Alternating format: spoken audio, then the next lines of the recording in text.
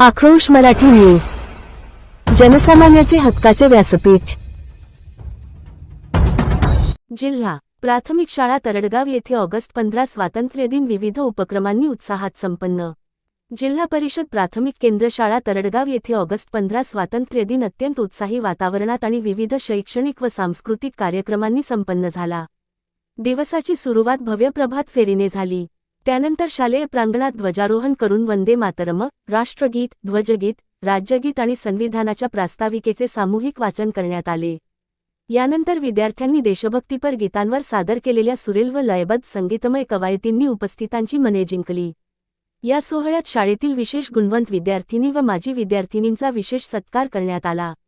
यामध्ये इयत्ता 7वीतील शिष्यवृत्तीधारक विद्यार्थिनी कुमारी प्रेरिता प्रसाद चव्हाण तसेच महाराष्ट्र पोलीस दलात निवड झाल्याबद्दल माजी विद्यार्थिनी नाजनीन युनुस मणेर यांचा सन्मानचिन्ह देऊन गौरव करण्यात आला।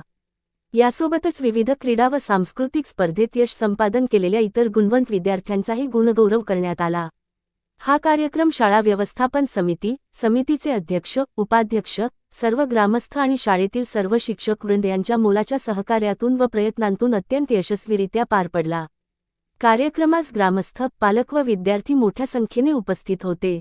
आक्रोश मराठी न्यूजसाठी प्रतिनिधी संतोष खिलारे।